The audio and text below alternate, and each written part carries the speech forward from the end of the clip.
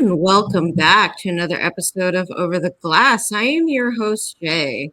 And I'm other hostess. We had a weekend. Yeah, it's been a week. It's been a week. It's been a Um, week.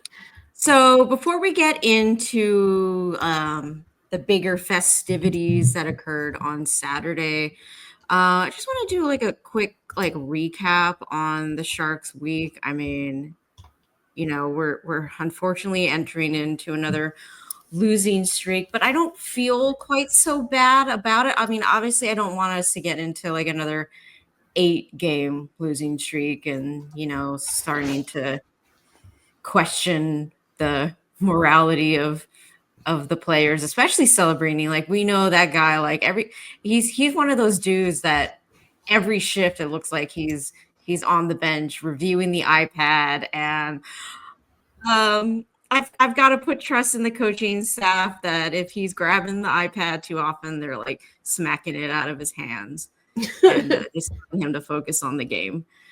So on Tuesday, we went against the rivals down south and across the border once again, the Vegas Golden Knights. Unfortunately, the first goal that got away from us was a Mark Stone goal once again. Stone waiting at the blue line. Cody Ceci kind of got his stick on it, but Stone got the better of him and sniped that past Georgiev. There was a really bad turnover by Mukmadulin later in the period in the neutral zone. Not a great situation for him to be in. I believe like he was paired with Ruda. Ruda dropped it down to him, and he just kind of was turning to go the other direction and got that puck taken away from him. The first goal by Stone, I'm not really faulting Georgiev for that. If you're going up against one-on-one with obviously a really good goal scorer, you're just kind of hoping that the goaltender is gonna make that save for you. And if he doesn't, I mean, it's freaking Mark Stone. I hate singing praises about anybody in gold, but it's Mark Stone. But there was a really nice power play goal to get the Sharks back into it. Eklund was in the slot. Wenberg dropped it down to Graf. He set it up for Eklund, sniped it past Samsonov. So, you kind of like injected that life back into the crowd. There was a late power play opportunity by Vegas. And this is the thing that I was talking about earlier with I really like Georgiev's game. The last couple of games he's gotten the start.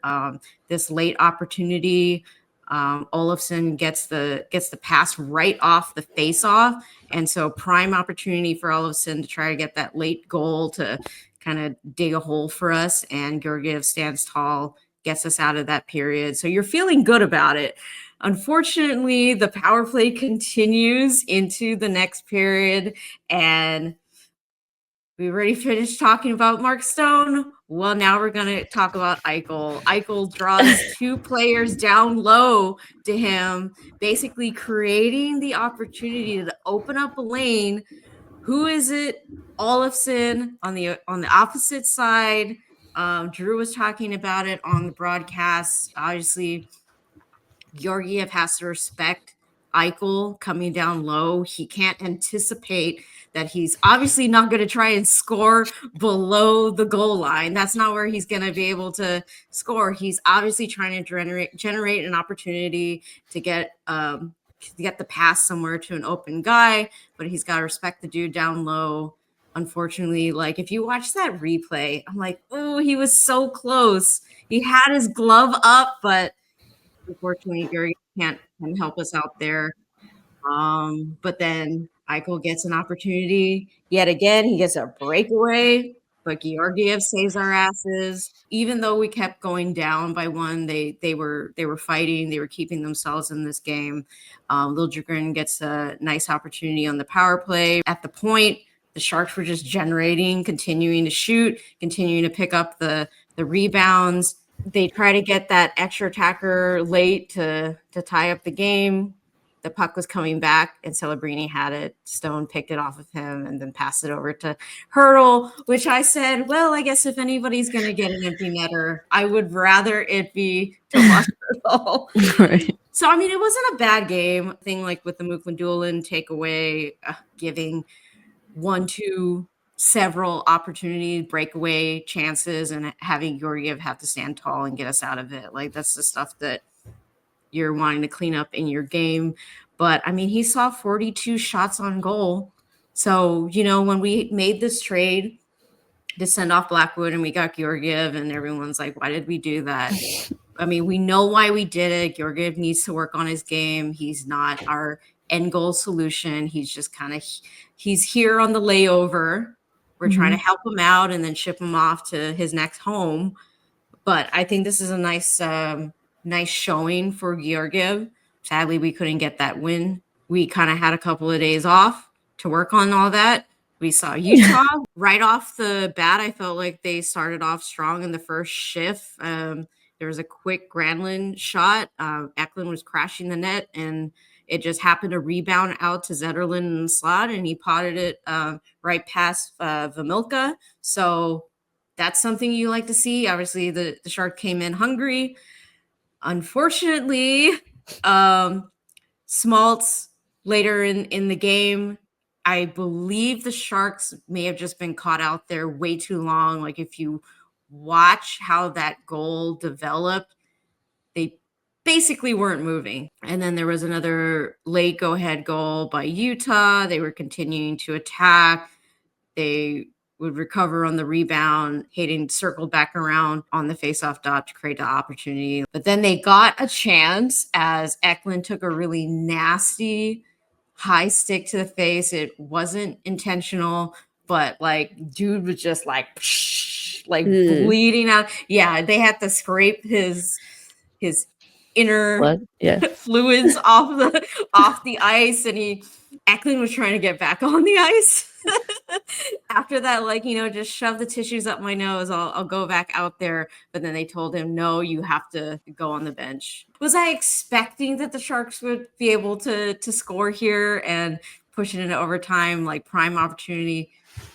Not really. I wasn't really feeling it. But I was really hoping that they would prove me wrong. Unfortunately, they didn't, because, you know, double minor penalty. They had less than a minute left.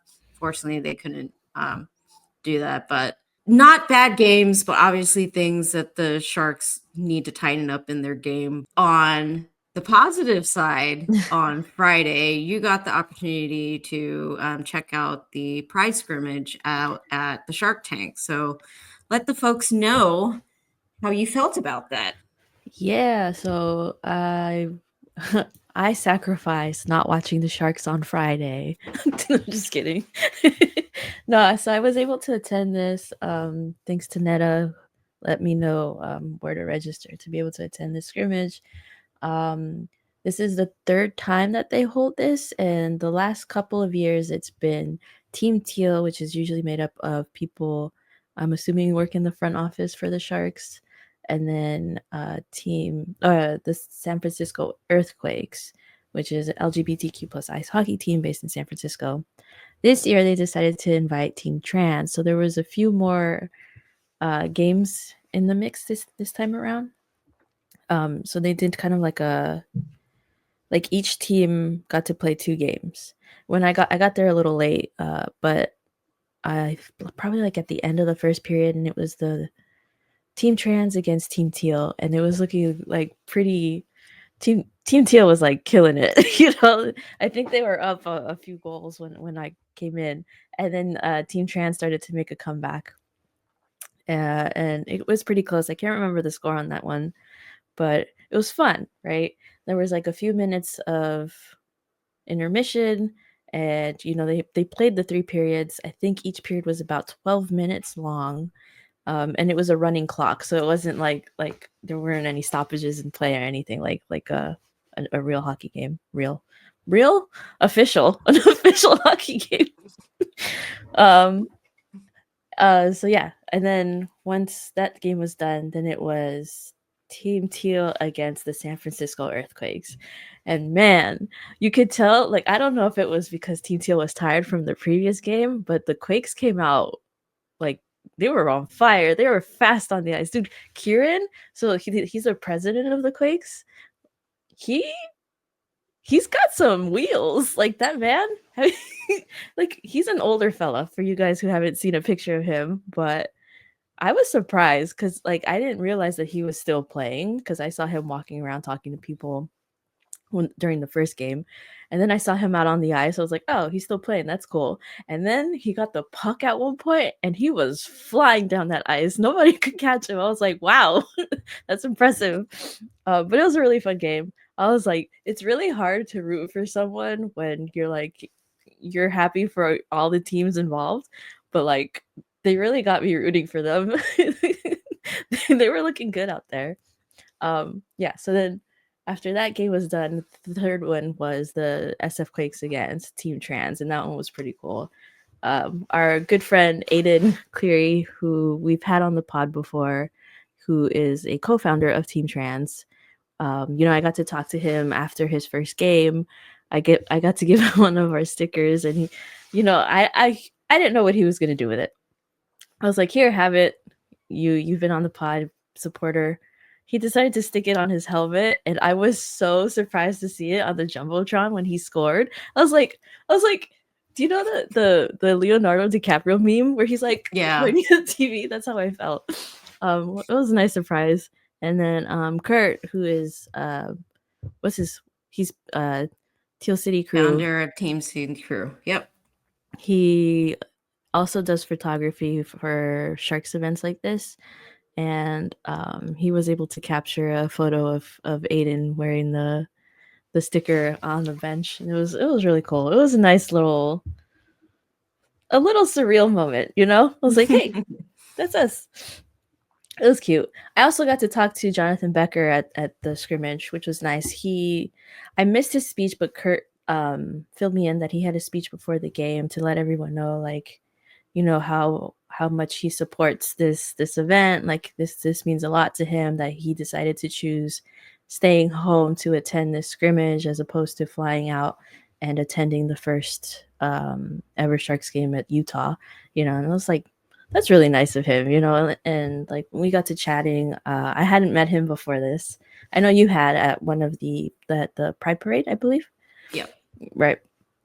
And so, like, I got to meet him for the first time, and I was like, I introduced myself. He's like, I know who you are. And I was like, oh, okay. Like, he was like, yeah, why wouldn't I? And I was like, I don't know. You're a busy man. Like, why would you? But he's really, really chill dude. We did get to talking a little bit. It was really nice to get to meet him. And it was just a nice, chill, very welcoming environment. It wasn't like anything crazy. Everyone was having a good time. Yeah, it was nice. I would go again if I get the opportunity. 10 out of 10. Would recommend. Yeah, when I got to meet Jonathan a couple of Pride Parades ago, I walked up to him and, was introducing myself, and he did the same thing. Like, I know who you are. No, I'm famous. And then he backed up and he's all, wait a minute. He's like, I know you from the screen. Right.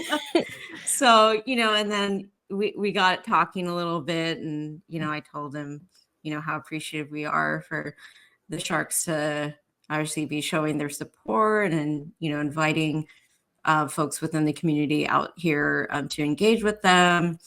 And I don't remember verbatim what he said. I think he said something like, yeah, of course. Why, why wouldn't I? And kind of told him in, not so many words, that it's like we've had experiences where people kind of do certain things and we find out later that they're not so genuine, just face value only. But I feel like you guys are kind of like walking the walk and things like that. So that's just kind of what I mean, where I'm saying like, thank you for, everything that you're doing and stuff. So, like I'm sure we've mentioned it some time ago, but when we first started this podcast, like Jonathan Becker was one of the first supporters of our platform and, reached out to us, and, he was there and genuinely wanting to be a part of supporting our community. Right. Well, when I saw him, I was trying to hand out some stickers, Mhm. like trying to promote the podcast and stuff, and he was there and I was like, "Hey." And that's when I introduced myself. I was like, "Would you like a sticker?" And he was like, "Yeah, sure." And like my dumbass, I'm at one point I was just like, "Yeah, here, just stick it on your forehead or something to like to like promote us or whatever." And he was like, "Um, how about I put it on my laptop instead?" I was like, "Yeah, you're right." He was like, "That probably lasts longer." So somewhere, the president of the Sharks probably has one of our stickers on his laptop, perhaps. Nice. Nice.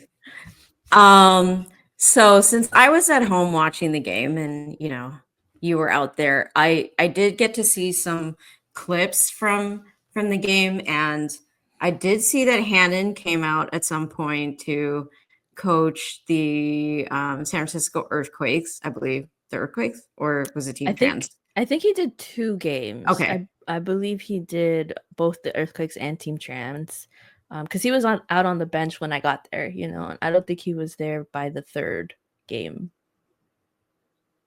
or something. Yeah, like, he didn't stay the whole time, but he was there for a good portion of it.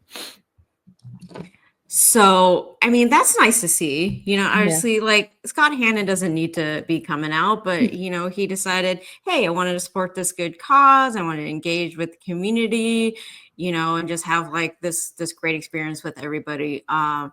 If just to do a little recap on Scott Hannon, we did draft him back in 1997. He was with the Sharks for obviously from being drafted to 06, 07. Well, he eventually went to the Colorado Avalanche, and then in the latter part of his career, he came back to San Jose for the last 3 seasons of his career before he retired. I got back into the Sharks right around that time, like 05, 06, in the midst of deciding who my favorite player was going to go on my jersey. Like Scott Hannon was actually in the running. But when he came back with the Sharks, I was so excited to have him back on the team. He's part of the broadcast team. From a personal standpoint, it's extra awesome to see a player that I was very fond of during his playing years come out and support the community. You love to see it.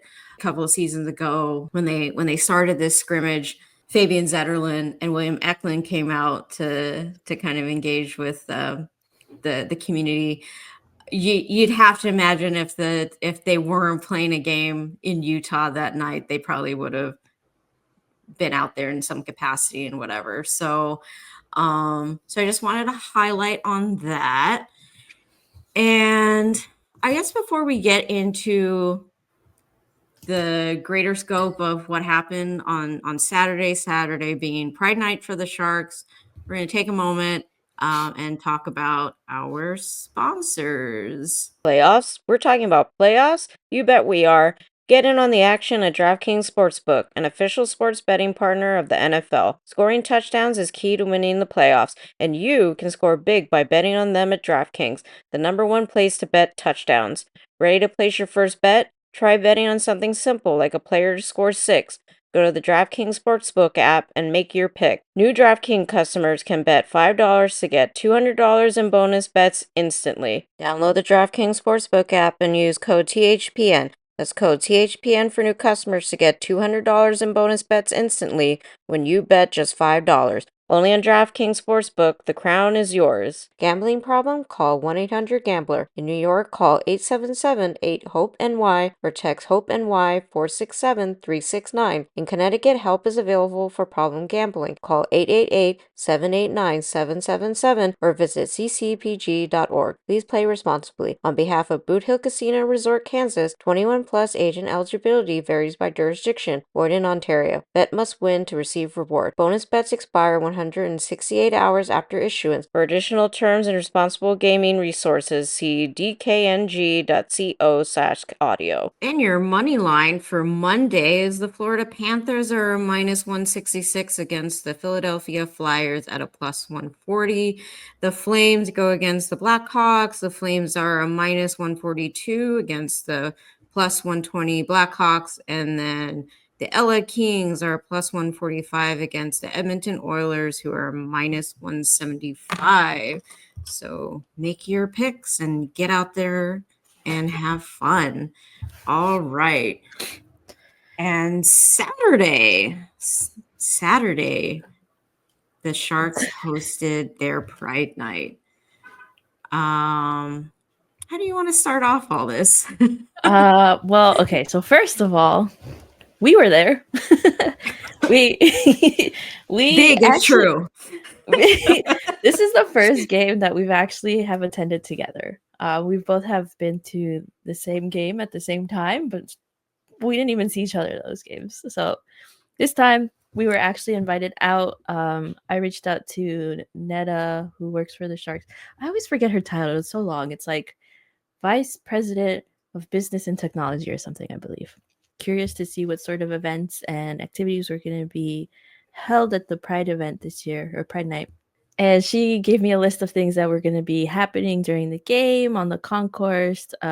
She let me know about the scrimmage, or I guess us. She let us know about the scrimmage and everything, and how to get involved and all that. But she did hook us up with some tickets. We were able to attend this game, so we were finally able to attend the game together. We sat next to each other. It was great seats. Really excited about that. It was a really good game despite the Sharks losing.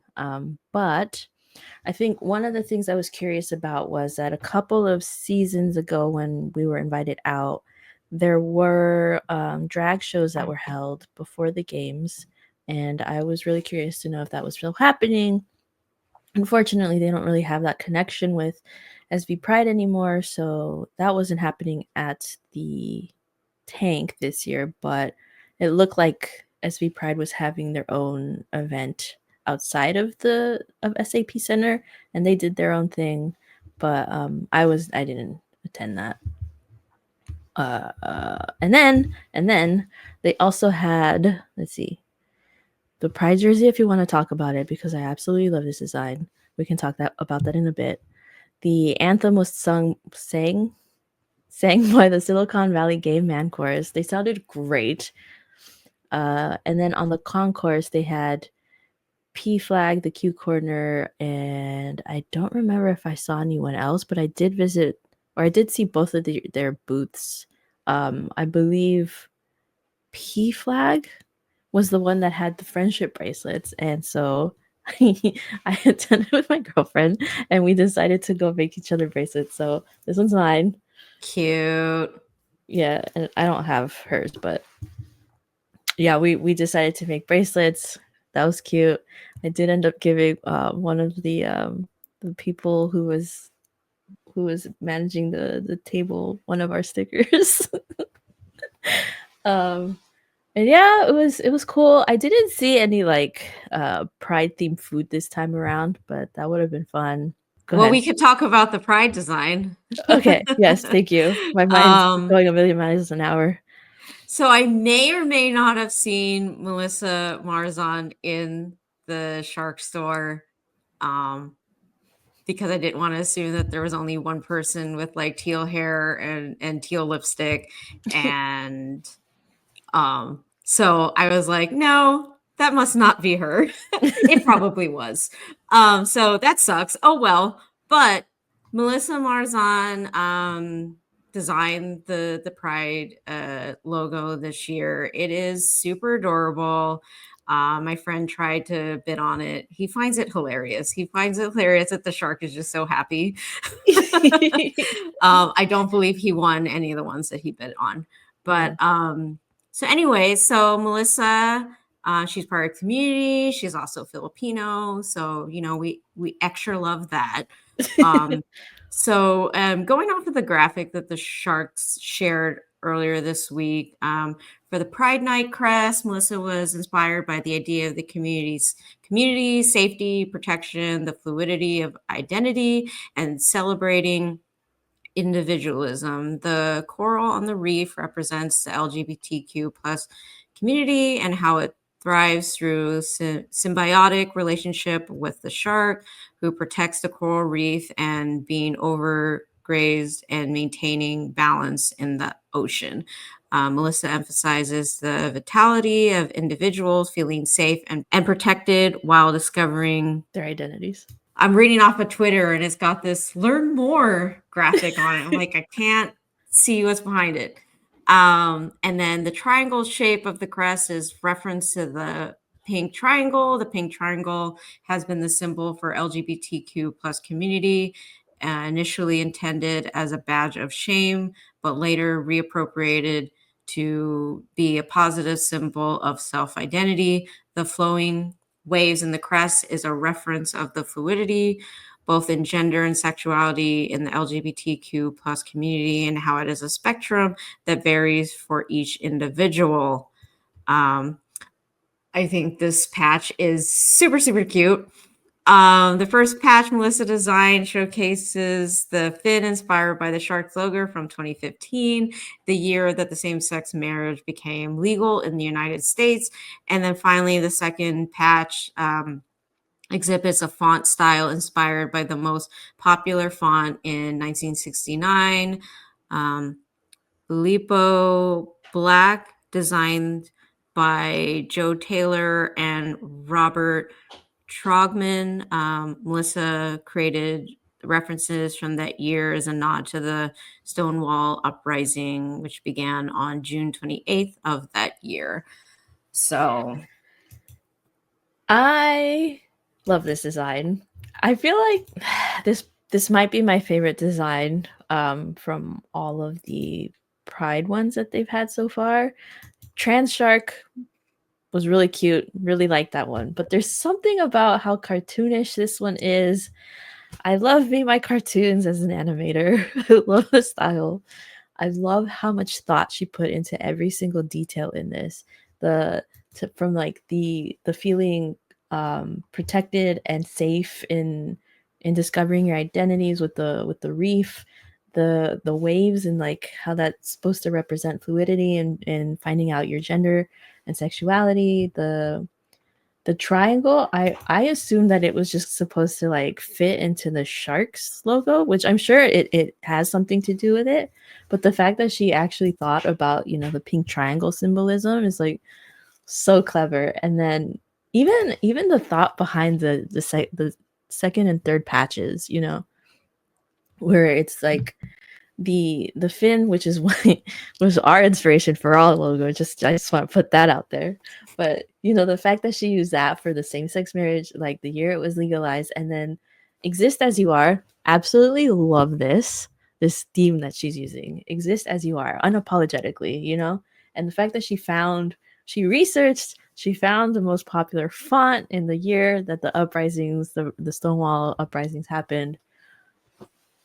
I love this so much. I wish you would have met her. indirectly probably did in the Shark store. Yeah, I mean, I more or less agree with just about everything that you said. Obviously, we like the Sharks, the trans shark year. That one was very cute and love that. But like you said, there's something about this one that just the thought behind it, I think, just adds more to just the overall, like the happy shark. Like everything about it is just just celebrating just being you, and the way that she kind of didn't just draw it and just be like, I don't know, I just thought it was cute. Like, I mean, I don't know about you, and maybe there's artists that listen to our podcast and can kind of resonate with what I'm saying. Like, I went through the academic route of design, and this is one of the things that when you start out, like obviously you draw and you design and you're inspired by certain things, but they kind of instill in you that you if you just draw something and just say I just thought it was cute, like it feels a little flat. You're not inspiring, you're not adding additional meaning to it. But like the little things that she said, like how the coral and the sharks, they lean on each other. Mm-hmm. And that was the inspiration to putting the reefs in there, versus if you were trying to explain it, you're just like, I don't know, the shark just lives in the ocean. Like, which one do you like better. You obviously want to have that meaning of like the significance between the shark and the reef. What you were talking about with like the pink triangles, like I was talking to my friend earlier in the week when we were looking at this design, that one of my pet peeves about the shark's specialty designs is sometimes I get really irritated when it is stuck in that triangle, and I just feel like the triangle doesn't really it holds no other meaning other than to contain the design. She kind of explained that, you know, this triangle shape is symbolic to the pink triangle that brings it all back to the significance of the community. Give the framework of it meaning instead of like, I don't know, we're just trying to like, you know, contain everything and make it all pretty. Like, and then the patch obviously brings it back home to the same year that same-sex marriage was legalized in the US.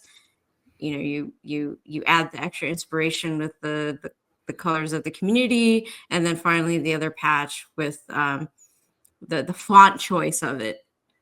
Like everything about it is just like, this is a designer, this is an artist, this Right. speaks to me. Right.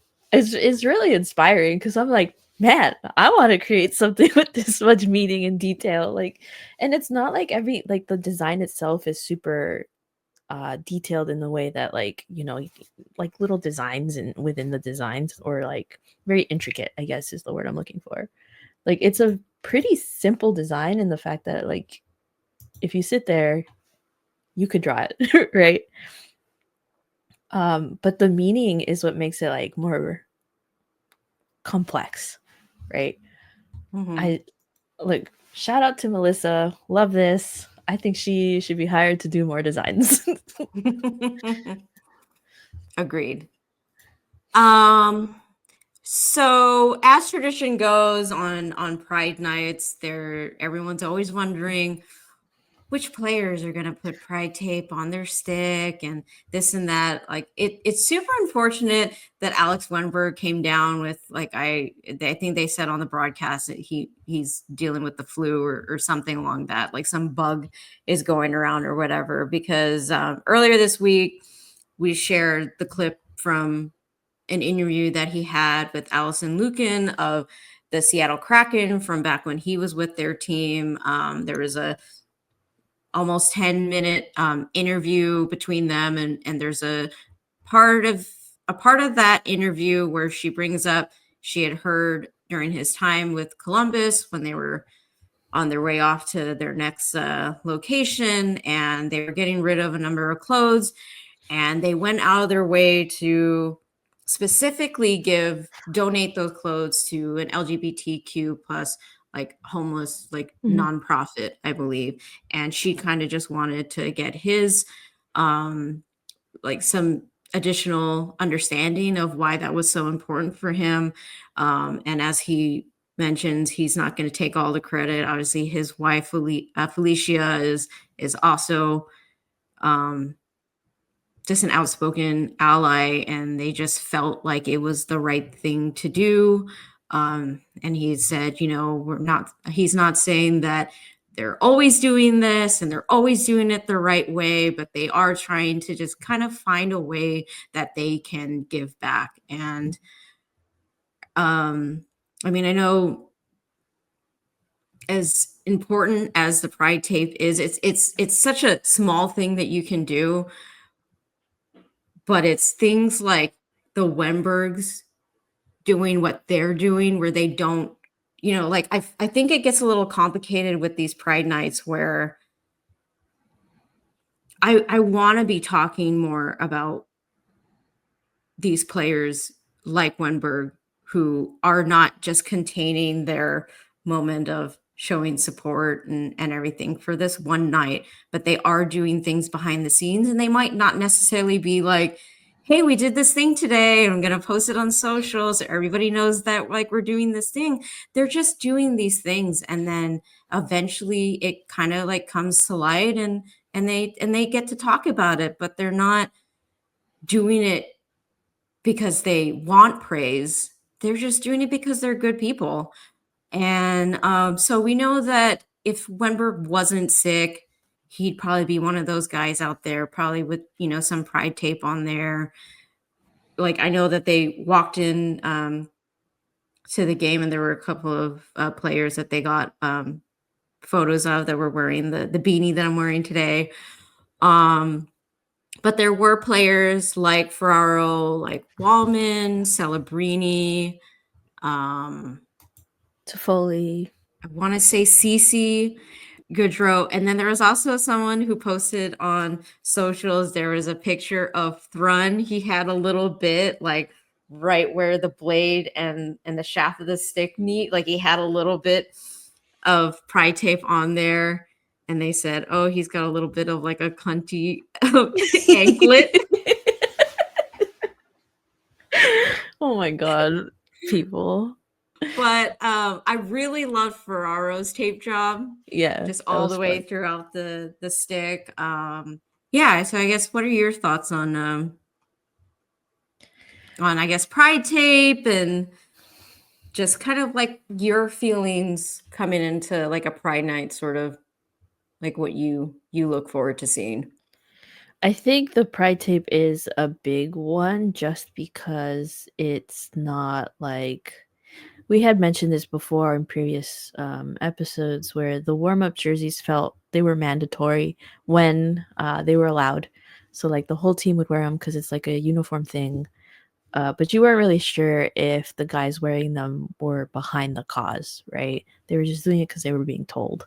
But there would be a few of them who would voluntarily use the pride tape, and that's how you knew, like, all right, these guys, they understand that, this is something important to be able to let us in the community know that we are supported by specific players, because as we know, hockey is not exactly welcoming to the LGBTQ plus community.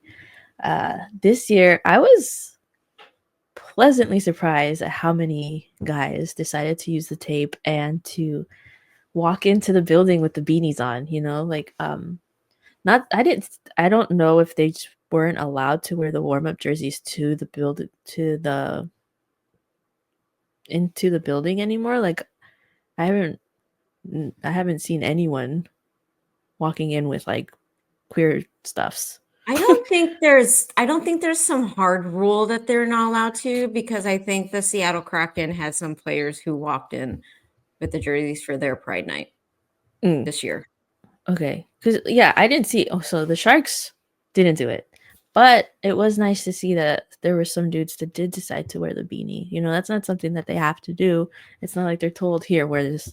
And there was a few of them. While it looks like Liljegren didn't use any pride tape, but he decided to wear the beanie to the building. So, um, Shang, our homie Shang, that we don't really know, but we talk about all the time. he Hey, asked, Shang. "Hey, bestie, how you doing?" He went ahead and asked a couple of players like their thoughts on pride tape, and one of them was Wallman. And so Wallman said that, I have a couple family members that are happy that I'm wearing that tape. It's important that we still have a voice to that type of night. It's important for a lot of guys in the room. If you can't wear jerseys, guys are doing the most they can to show support wherever they can. He also asked Celebrini. Celebrini, he said, I just wanted to show my support and tape my stick. That doesn't really say a lot, but just kind of supporting the cause. Like, Celebrini understands tape is just tape, right? And there's only meaning behind it because of how unwelcoming, I just the nicest way I can say it, how unwelcoming hockey is to queer folks. He understands. This isn't saying a lot. It's just saying, like, you're safe here with me, but this is all I can do. Yeah. Like the pride tape is kind of like when you wear a pin, and like I think it was last year the Tara wore a little pin Mm, when I think she was in the arena for Pride Night, and I don't remember what it says off top of my head, but it's essentially just like a signal booster to just, I'm a safe space. You can talk to me. And that's kind of what the pride tape sort of symbolizes now.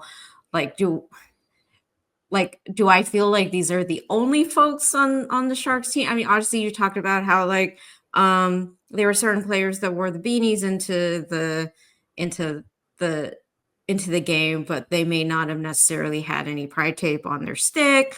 And then obviously Zetterlund and Eklund went out to the pride scrimmage a couple of seasons ago. I don't believe that they had any pride tape, on their sticks. So I guess what I'm trying to say is like, I mean, I look forward to seeing that, but then I also look at the other things that are kind of, it's not a one, like, it's either you pride tape or not. We're looking out for you and whatever. But the pride tape is a way to just signal boost to folks within the community that you are a safe space, that I see you. Same thing, sort of thing with like how the jerseys aren't allowed to be worn on the ice anymore, but there's other ways that they can show that to the community, show that to the fan base, wearing the beanies into the game. A thing that we'll talk about a little bit later after the game that occurred, but so I don't know. I don't really know how to segue away from the pride tape, but if you have any other closing thoughts on that before we kind of talk a little bit about the actual game that occurred that night. No, I think that's pretty much my thoughts on pride tape. It's cool to see a lot more Sharks wearing it this year, to be honest. It feels a little bit more like I can really enjoy watching this team, knowing that there are more guys playing for this team that I love that accept my existence. How did you feel about the game? I thought it was a fun game to watch. I would like to point out that I was there the night before watching the scrimmage, and it was crazy to see the different levels of like the speed and skills. Well, okay, the scrimmage was fun for its own reasons.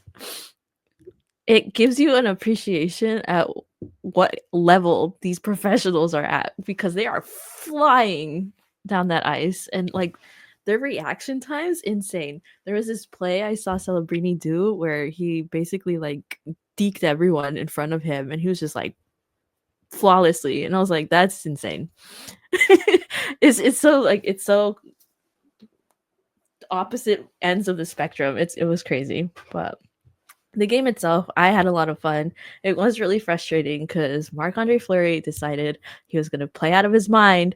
I didn't realize that it was going to be his last game at SAP Center. I completely forgot that he's going to retire after this year, and I don't keep up with the Minnesota Wild. I didn't realize this was the last time we were playing them, and this was probably his last game playing at SAP Center.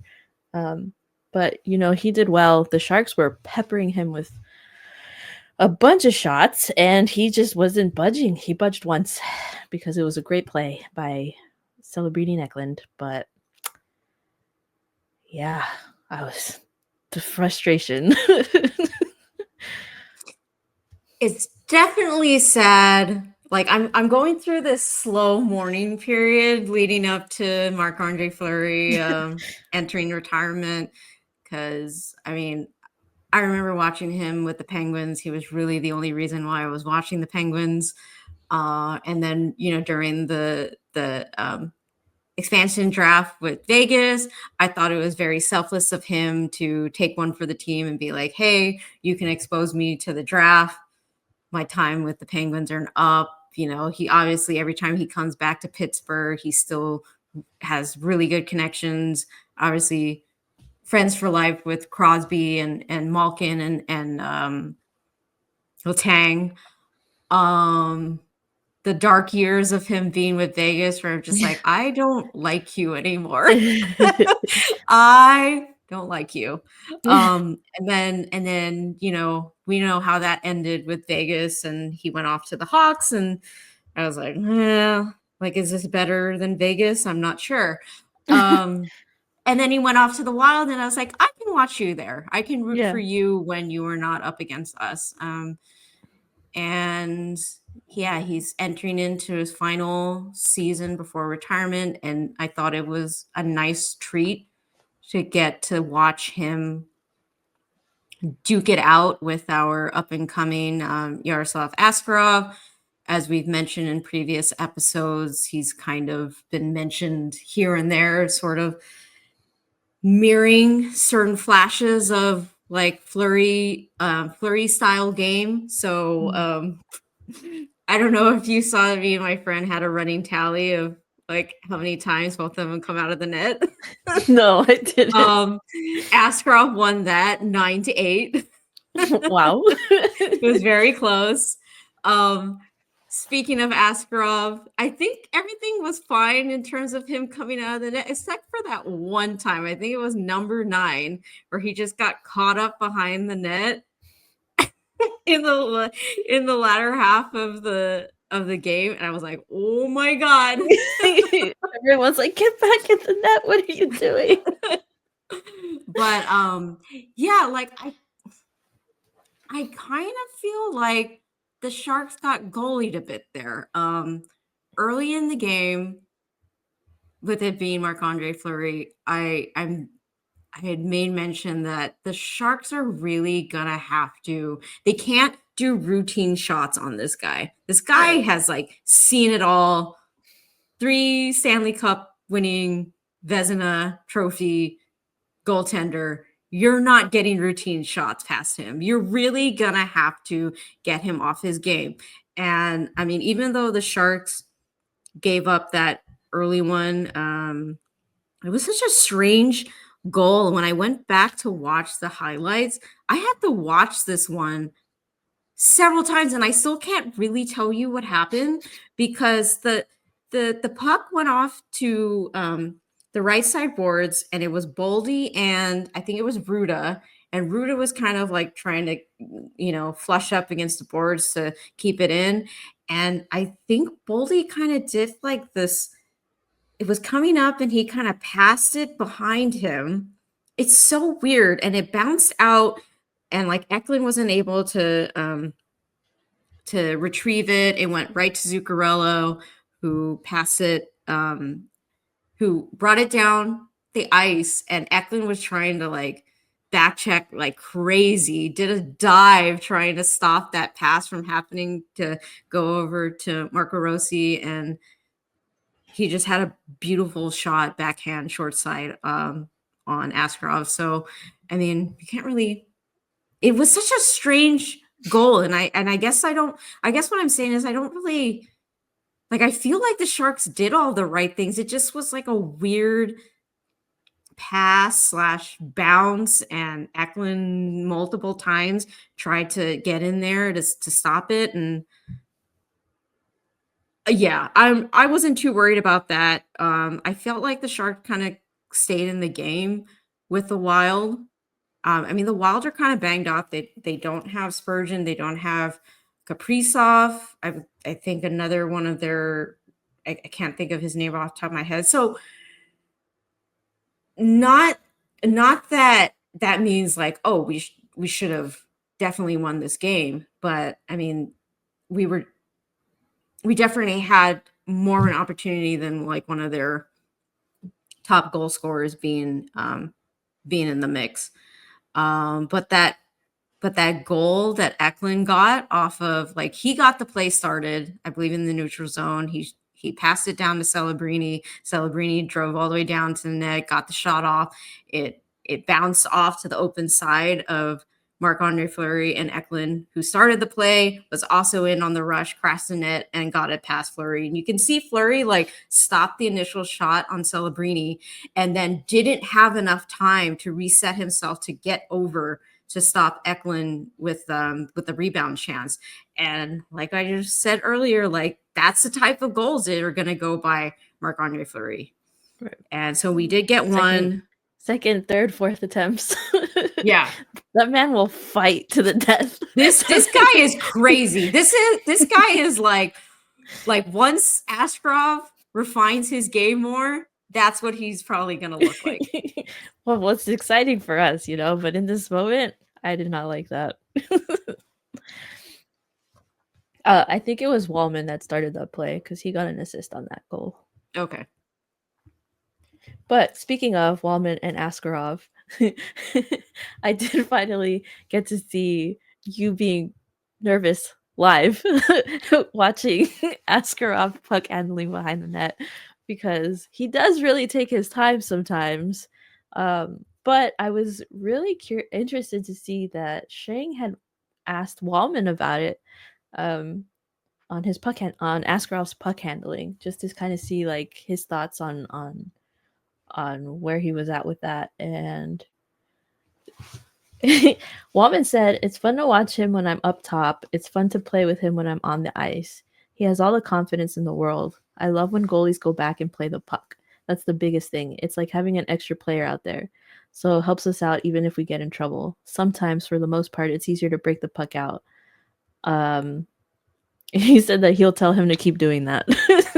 So while you hate it, the players love it. Here's the thing. I don't hate it. Like, I mentioned this a little bit last game when we were last episode or whatever, when we were comparing him to like when Fleury comes out in the net, because of his resume, his experience, that you have nothing to fear. Like, he knows exactly what he's doing, versus Askarov is still, we've only seen him for like less than 10 games now. We're still kind of, getting familiar with him. And there are times where I am not sure yet if I should feel safe when you come out in that, versus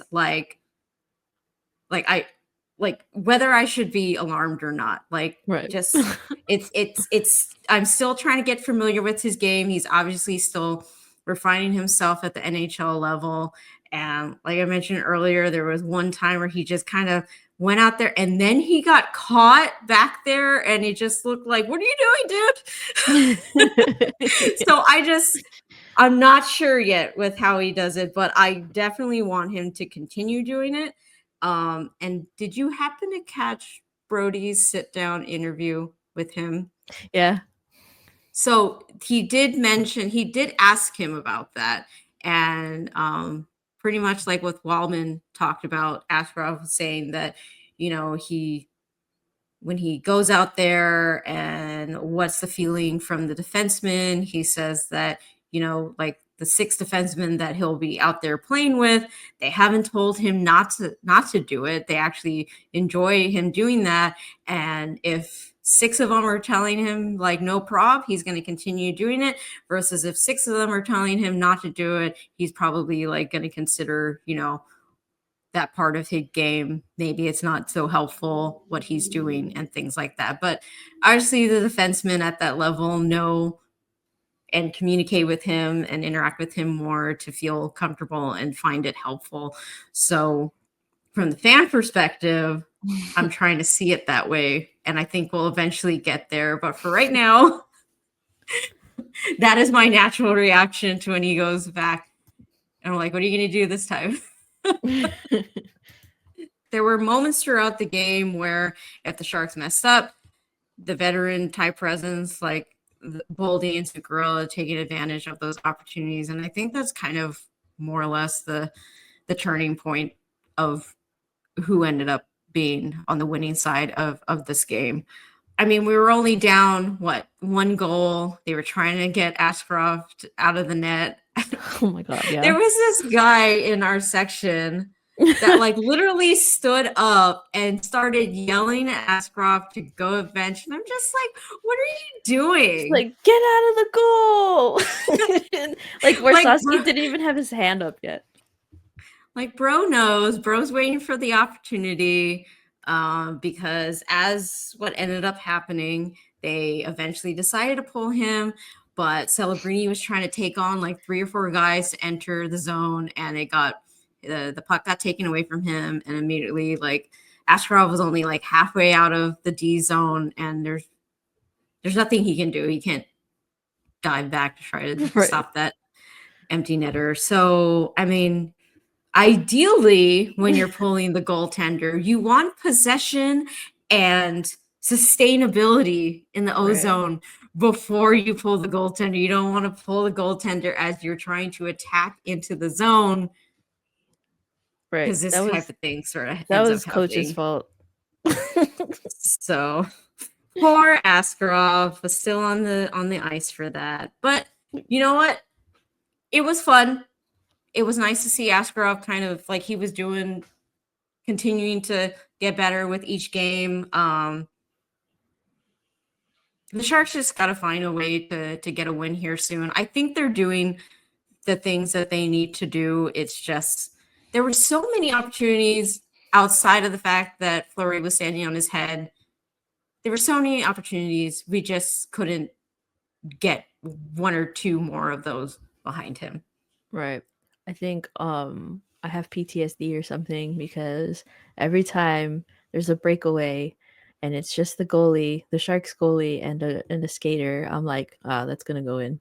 But yesterday when it happened, Askarov saved it and I was like, oh my gosh, I forgot. There are goalies that know how to stop this.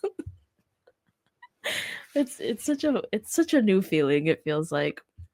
And so at the end of the game, we saw that Team Trans and the San Francisco Earthquakes stayed behind, and Tyler Toffoli came out wearing the Pride jersey and had a chat with members of our community. And I thought that was extra wonderful. We know that Toffoli went out to the Pride Parade earlier, the Pride Parade last year during the summer, walked with the Sharks and all that.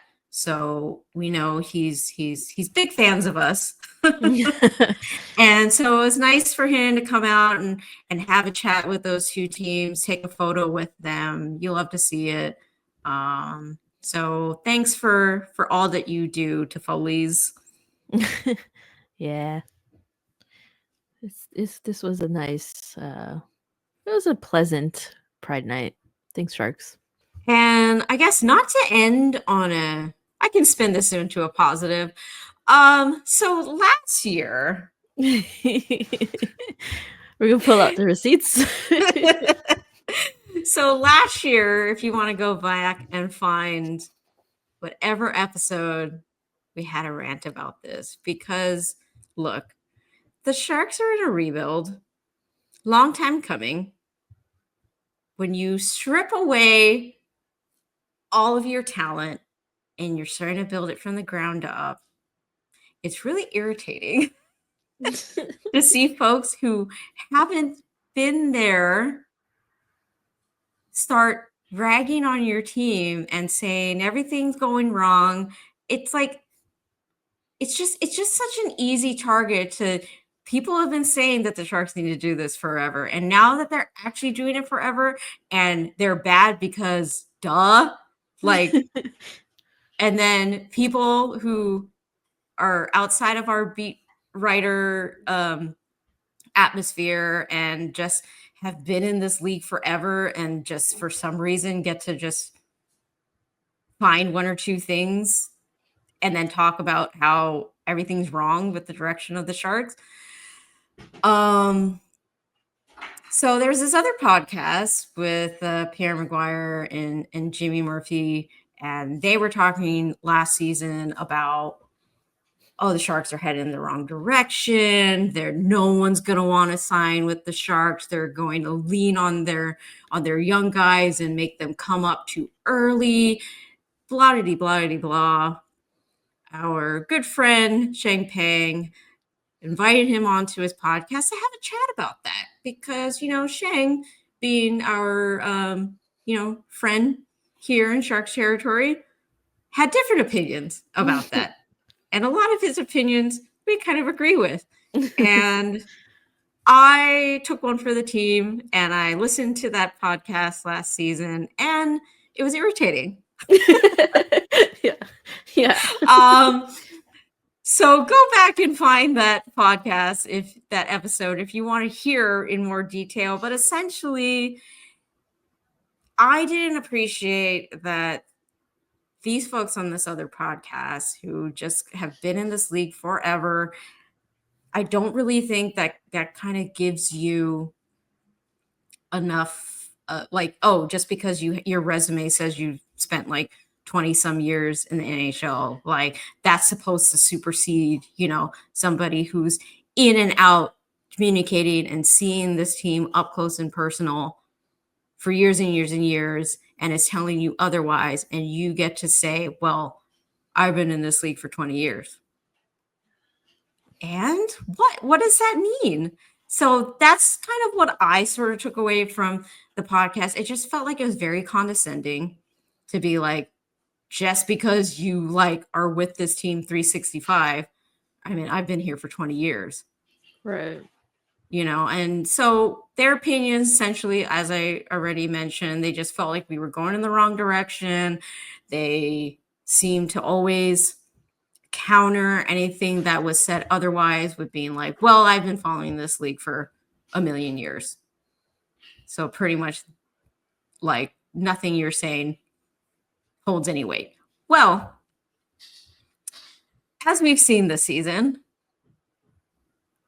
where we're not necessarily leaning on the youth versus giving them the chance to show what they've got, giving them the roster spaces. We're not trying to put together a team that's going to somehow stumble its way into the playoffs. We have the veteran presence of Tyler Toffoli, Alex Wenberg, Jake Wallman. Like, we did a lot of work on the veteran side of things this offseason to help out, versus what we kind of dealt with last season, where I felt like the veteran presence was kind of lacking in terms of generating opportunities. Like Granlund's been like a huge help. And so we're not forcing the youth to drive this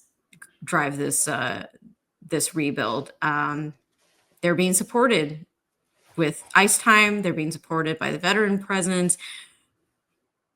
Yes, California is expensive and our taxes are not so appealing to these guys, but like I finished saying, Wenberg signed here, Toffoli signed here. I mean, Toffoli, who's got a couple of cups to his name, he's like, yeah, I'll spend a couple seasons here. Why not? I think 4. He's here for 4. Yes, I think I'm thinking of Wenberg.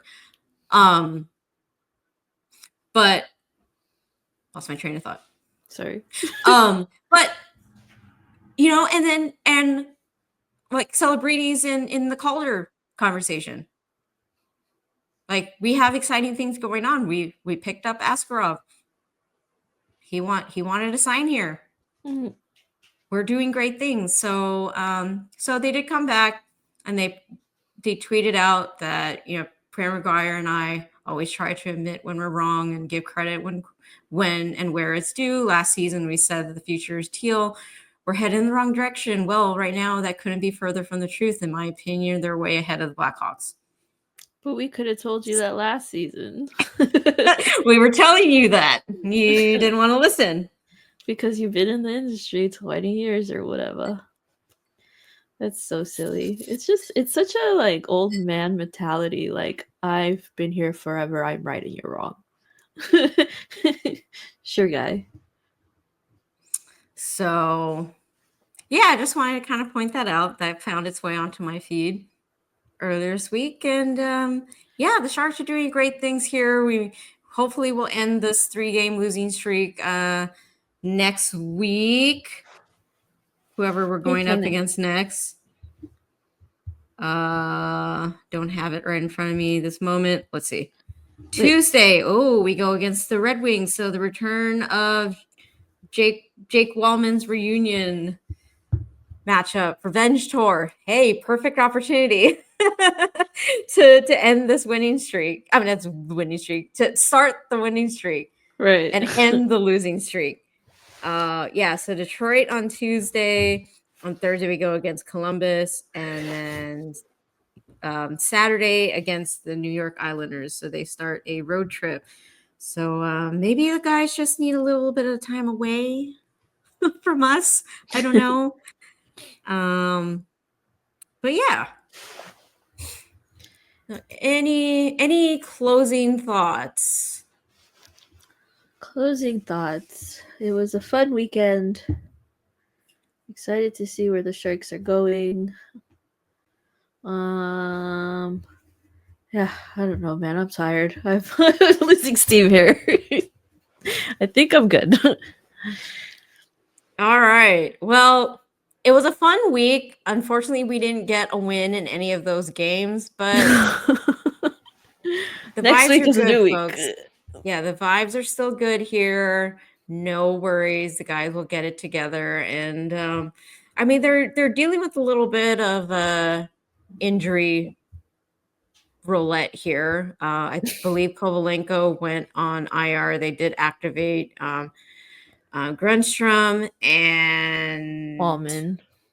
Yes, Wallman is deeply needed back, especially on the power play. I think at one point we did like a 5 forward power That's play, crazy. and I think that was mostly forgettable.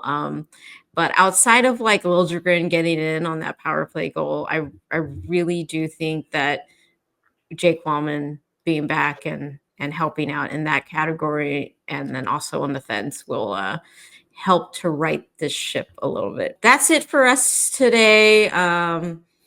Hopefully, we've got some more positive win in the wins category next week to talk about. So until then, I am your host, Jay. And I'm Ness. Thanks for joining us, guys. See y'all next week. Goodbye. Bye.